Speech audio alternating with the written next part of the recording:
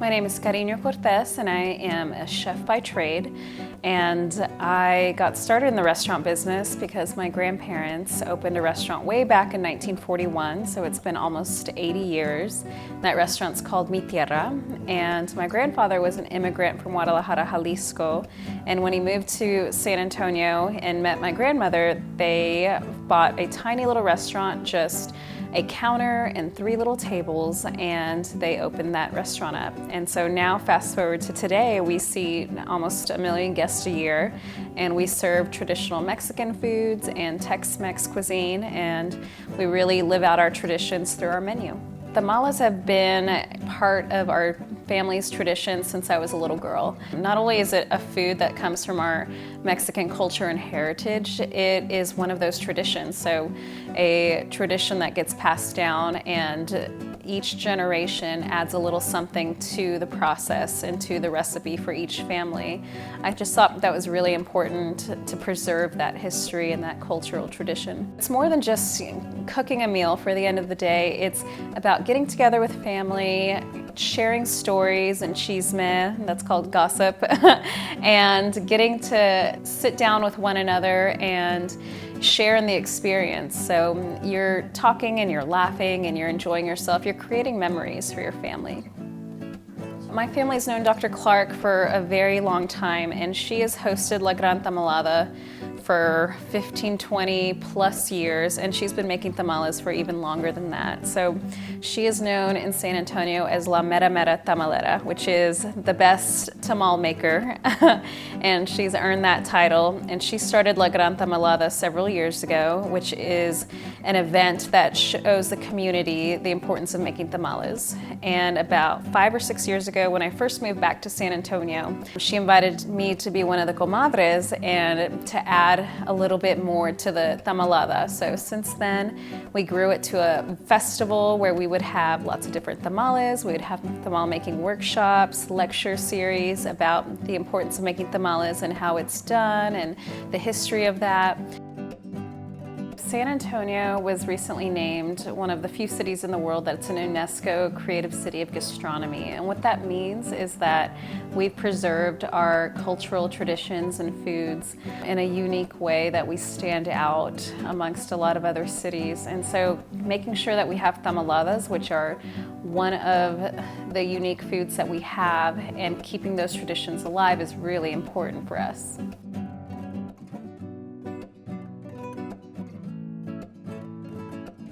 Well, Cariño, we're ready to make the filling for our tamales. What kind are you going to make?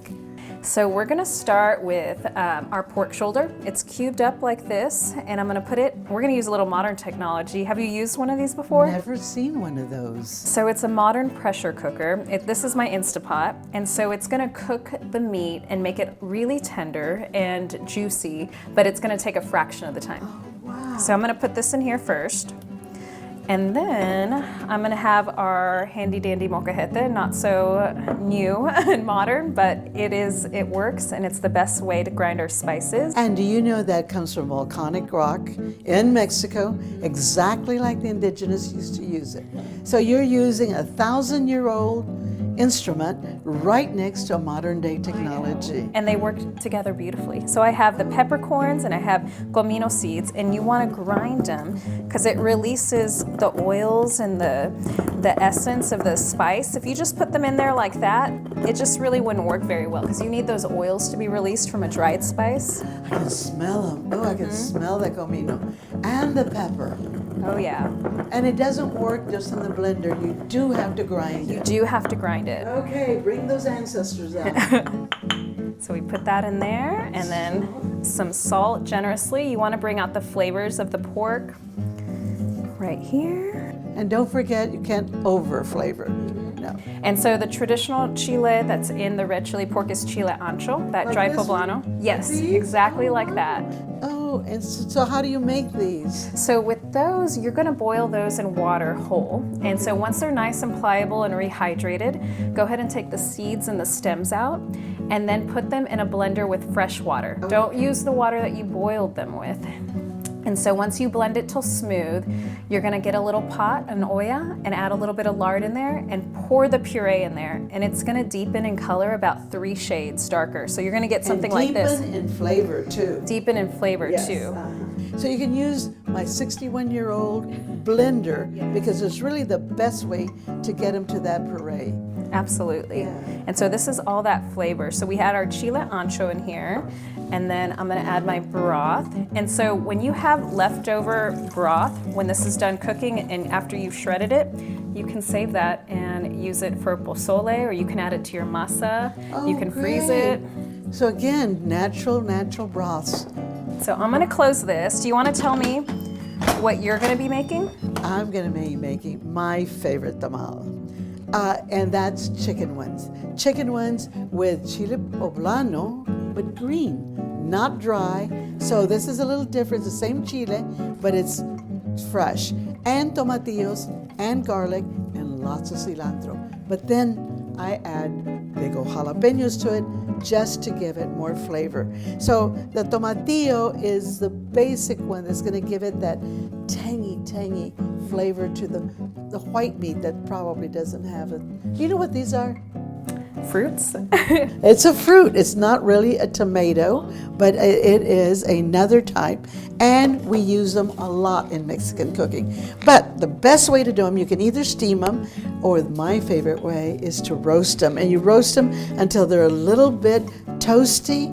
Just do them in the oven, or you can do it on your comal, along with the chile. So everything gets roasted, gets put into my blender, turn my technology, turn it over, and then we're gonna mix it with the white chicken, or the chicken, breast of the chicken. And this you can use a rotisserie chicken, you can steam the chicken in your Instant Pot and get it ready, then shred it. And then once we do that, we're gonna put it in a bowl, put all the chicken in there, and then we're gonna add the magic touch of all of the tomatillo in there. So we're going to, look at this, watch it. Oh, isn't that, look at that color. The color has not just as light green, but it also has that sauteed look of when we sauteed the chiles. So that's going to make it even better. Turn on your fire. And by the way, I'm using my modern technology, which is an olla, the same way the indigenous used to do it. It does a beautiful job of heating it in a different way. It's just not that you can maintain the heat better. So then you saute it for a while and let that wonderful flavors just blend in there. And remember, we're layering. So it's chicken, it's tomatillo with the chile, and then the only other spice was that jalapeno, and we're going to put some salt in there. So as long as you flavor it with the salt and then just let it cook for a while, it's already out of the Instant Pot. So here it's just accumulating flavors, developing the flavors. So those are my favorite ones. What other types of fillings could people use? Well, you know, you always run out. There's enough, we ran out of chicken, so then go grab your beans. Just freshly cooked beans, smash them up, or put them in the blender, I guess. But I just like to mash them up with a little bit of lard, and add jalapenos to them. That's my favorite, the bean and jalapeno. And then you can add cheese to them also. It looks like our fillings are all ready, and so we're ready for our last step. Can't believe it's time.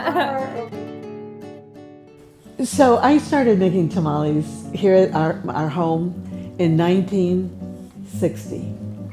So I've been at it for quite a few years. I started making them just with my family. And then I have a very small family, so I figured out we needed more people. So I invited my friends, my neighbors, and my students, my colleagues, to come help make tamales. So we made them here at the house, 30, 40 years. And then it became so big, I would make 150 pounds of masa with equivalent meat. You cannot imagine the amount of work it took. So it became an all-day party, but I just couldn't handle it anymore. So then I thought, I'll just take it on a larger level and take it to the community.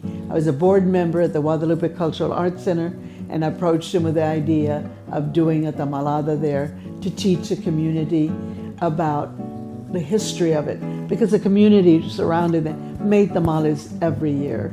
So they liked the idea, and I started making tamales at the Guadalupe for a group, you know, the community. And then it grew and grew and grew. So then it acquired the name of the Gran Tamalada at the Guadalupe. So about the same time, with a colleague, Carmen Tafoya, we wrote a book. She said, "You've got to put it all together in a book, Ellen." So we consequently did the tamale book, and that then became the basis for what we did at the Guadalupe. So it was a demonstration, a history lesson, a play, and so forth. So then we did that at the Guadalupe, I would say about 10 years. And for me, I'm a teacher, so it means I teach one group of people, and then that group teaches the next. That's how you make a legacy. That's how you keep a tradition lasting. So I knew that I had to turn it over to someone else that could carry on that tradition. The Gran Tamalada was not Ellen Riojas Clark. The Gran Tamalada was San Antonio's way of making our culinary delight. So that's when I had met Cariño Cortez, a trained chef who really knew how to cook, who came from four generations of culinary history of making Tex-Mex food and Texas Mexican food. So I invited her to help me, and she became the partner. I put a crown on her, I got my great big spoon, and I christened her on both sides, that she was then the next generation. And that became the formalized Gran Tamalada. Then the Guadalupe couldn't hold us because they could only hold 300 people. So then we went to the Mercado. So then it was open to everybody, including tourists and so forth. So it became a community-wide, a city of San Antonio, Gran Tamalada.